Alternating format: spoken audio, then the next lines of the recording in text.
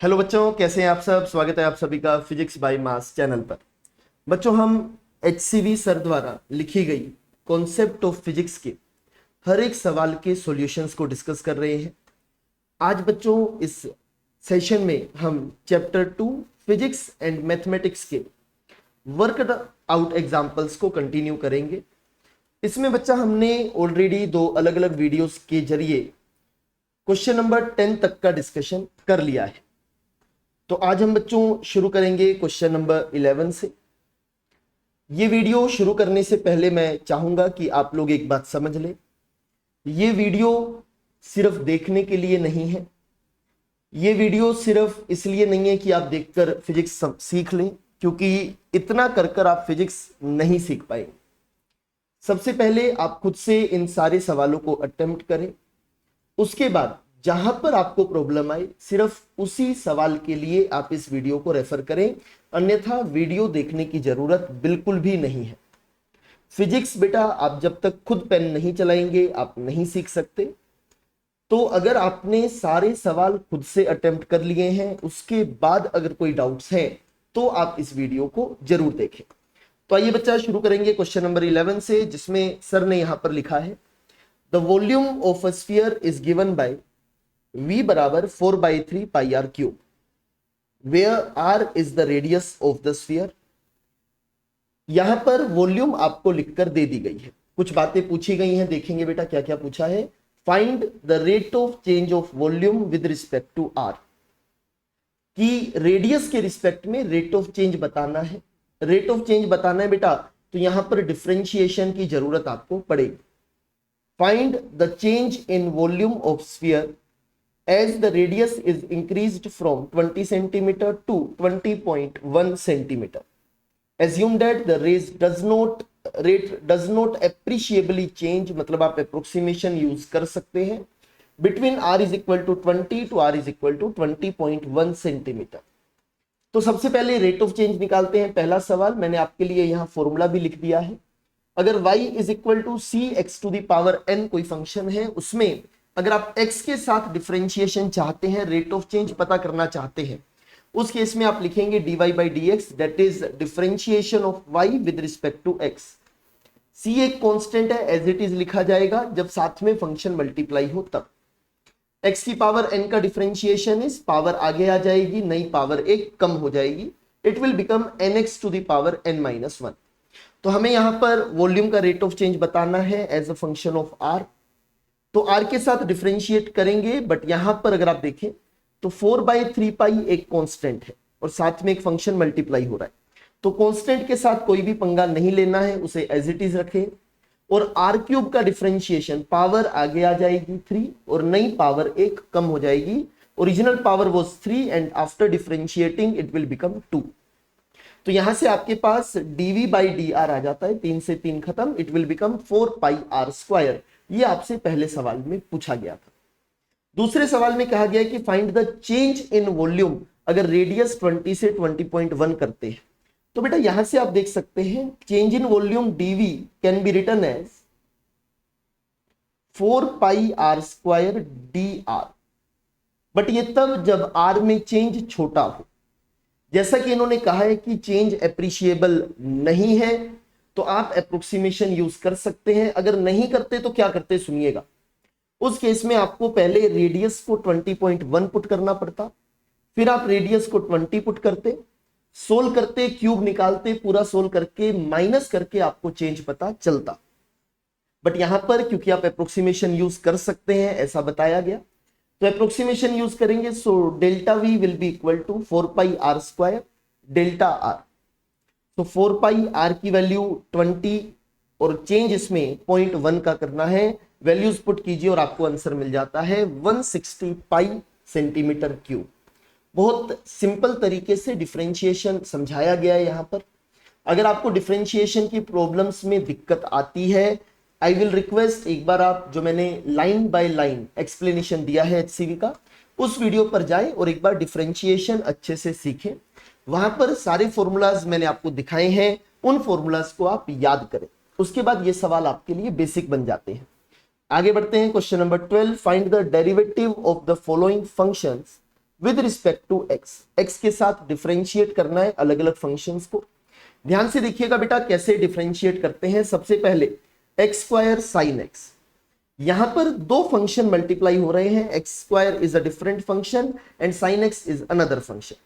तो जब दो फंक्शन मल्टीप्लाई होते हैं तो इसका फॉर्मूला है बेटा पहले फंक्शन का डिफरेंशिएशन, दूसरा एज इट इज, प्लस पहला फंक्शन एज इट इज, दूसरे का डिफरेंशिएशन। वैसा ही करेंगे, y is equal to X square sine X आपको दिया गया है, एक्स स्क्वायर का differentiation will be 2x, sine X as it is, plus X square as it is और साइन एक्स का differentiation cos X. Directly formulas बताए गए हैं, उन्हीं फॉर्मूलाज का यहां पर यूज किया गया है।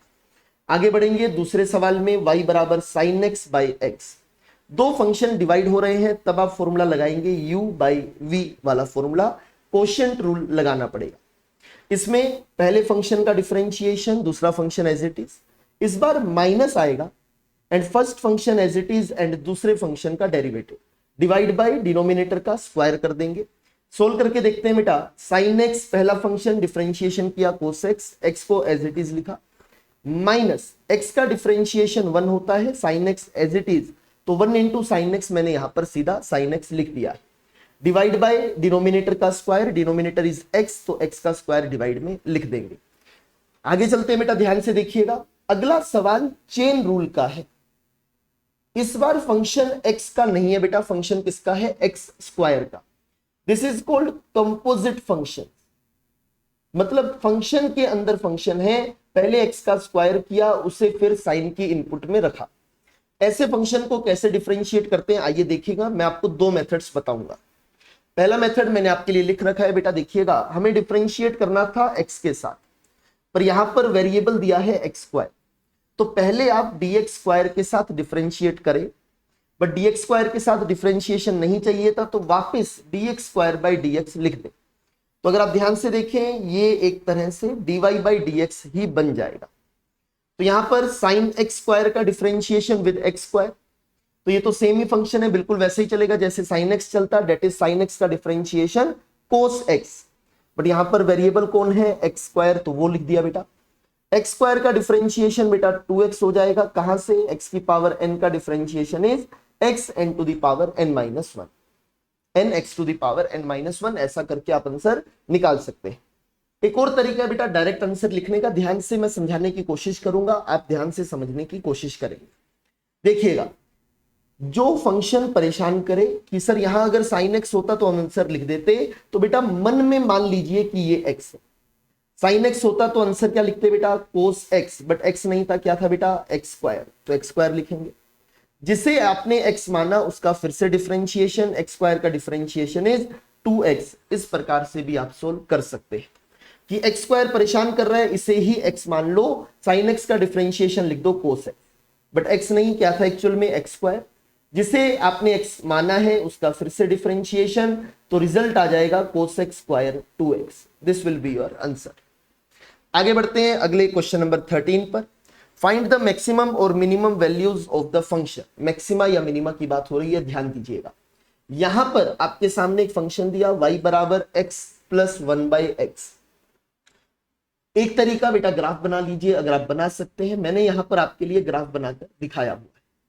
अगर आप इस ग्राफ को देखेंगे तो यहां पर एक वैल्यू यहां आ रही है मैक्सिमा और एक वैल्यू यहां आ रही है मिनिमा, दो वैल्यूज आपको मिल सकती हैं, बट एक कंडीशन दी गई है कि x ग्रेटर देन 0 है, पर ये तब देख पाओगे जब ग्राफ बनाना आता है। अगर ग्राफ बनाना नहीं आता सर तब क्या करें, तो ध्यान दीजिएगा, एल्जेब्रिक फंक्शंस में मैक्सिमा मिनिमा निकालने के लिए उन्हें डिफरेंशिएट करके इक्वल टू 0 पुट करो। डिटेल में समझने के लिए लाइन बाय लाइन जो मैंने सॉल्यूशंस बनाए हैं उन्हें आप रेफर कर सकते हैं। यहां पर इन सवालों की हम बात कर रहे हैं, देखिएगा मैक्सिमा मिनिमा के दो स्टेप्स।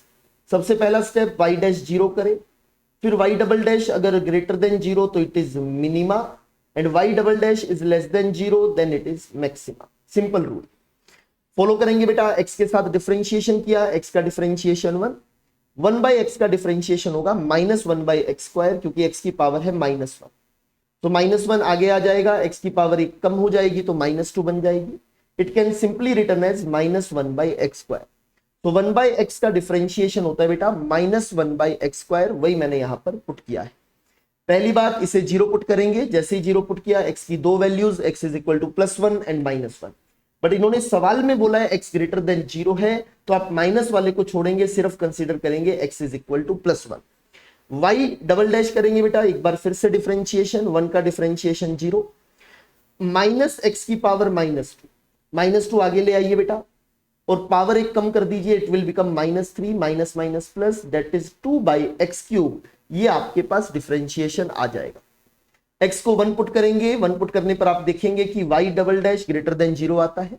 इसका मतलब x बराबर 1 आपको मिनिमा प्रोवाइड करेगा, जैसा कि आप ग्राफ में देख भी सकते हैं। अगर ये मिनिमा है तो जाइए वापस से फंक्शन में x की वैल्यू 1 पुट कीजिए और मिनिमा मिल जाएगा। There is no maxima for the given domain, given input के लिए कोई भी मैक्सिमा नहीं है, सिर्फ मिनिमा है, और उस मिनिमा की वैल्यू आपके पास आती है y minimum is equal to 2, x को 1 पुट करने के बाद। तो सिंपल तरीके से बेटा डिफरेंशिएशन का यूज करके आप सवालों को सोल्व यहां पर कर सकते हैं। उम्मीद करता हूं ये चर्चा भी क्लियर हो चुकी होगी। चलिए बेटा आगे बढ़ते हैं अगले सवाल पर। क्वेश्चन नंबर 14 यहां पर आपको दिया गया है, ध्यान दीजिएगा।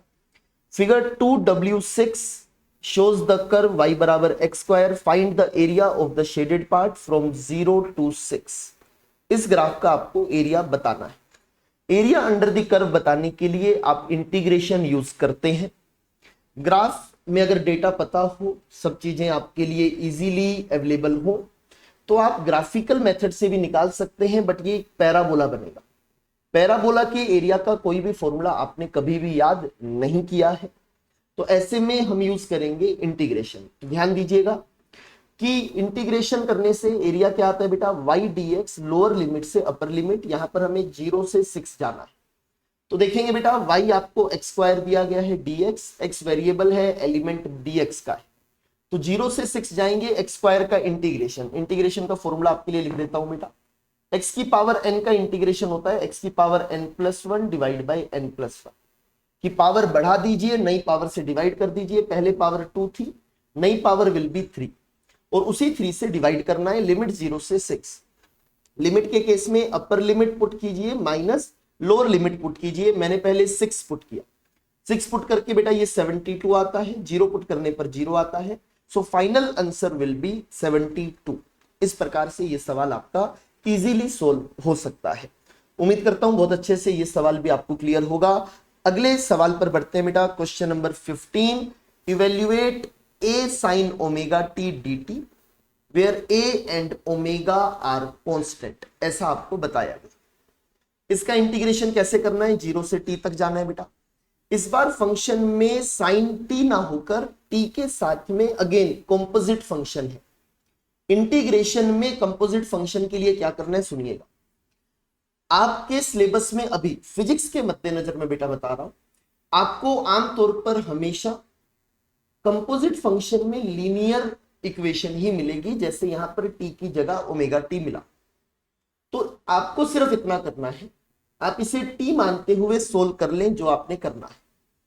उसके बाद में जो भी t का कोफिशिएंट दिखेगा उससे आपने डिवाइड करना है बेटा। जैसे अगर ये साइन t होता तो साइन t का इंटीग्रेशन लिखा जाता माइनस कोस t। बस इस बात को ध्यान रखें। a तो कांस्टेंट है, बाहर निकाल लिया। उसके बाद में sine omega t, sine t मानते हुए माइनस कोस टी लिखेंगे, पर माइनस कोस ओमेगा टी, और टी का कोफिशिएंट ओमेगा, उससे डिवाइड किया। मैथमेटिक्स में आप इसको डिटेल में सीखेंगे कि डिवाइड ओमेगा से क्यों किया गया। एक्चुअल में सब्स्टिट्यूशन मेथड से आप ये आंसर्स निकालते हैं, वो आपको मैथ में जब इंटीग्रेशन पढ़ाया जाएगा तब आप सीखेंगे। अभी मैं फिजिक्स के मद्देनजर जितना जरूरी है उतना मैं आपको सिखा रहा हूं। लिमिट बेटा 0 से लेकर t तक है। अभी हमने बात की बेटा लास्ट सवाल में अपर लिमिट पुट करेंगे, बाद में लोअर लिमिट पुट करेंगे, दोनों को माइनस कर देंगे। सबसे पहले t पुट किया, कोस ओमेगा t बचा। 0 पुट करने पर कोस 0 जो कि 1 बचता है, माइनस को अंदर ले जाइए, माइनस अंदर ले गए बेटा, बचता है a by omega 1 minus cos omega t। इस प्रकार से क्वेश्चन 15 भी आपका कंप्लीट हो जाता है। उम्मीद करता हूं सारी चीजें आपको अच्छे से क्लियर हो गई होंगी बेटा। आज मैं ये लेक्चर यहीं एंड कर रहा हूं। 11 से 15 तक के क्वेश्चंस हमने यहां पर डिस्कस किए हैं। आगे के वर्कड आउट एग्जांपल्स मैं चाहूंगा आप एक बार खुद से ईमानदारी से सोल्व करें। टोटल 18 एग्जाम्पल्स हैं, बाकी के एग्जाम्पल्स मैं अगले वीडियो में आपके लिए लेकर आऊंगा अगर उसमें आपको डाउट्स हो तो। उससे पहले मैं फिर कह रहा हूं बेटा, सारे सवाल एक बार खुद से अटेम्प्ट करें, तभी सीखने का फायदा है।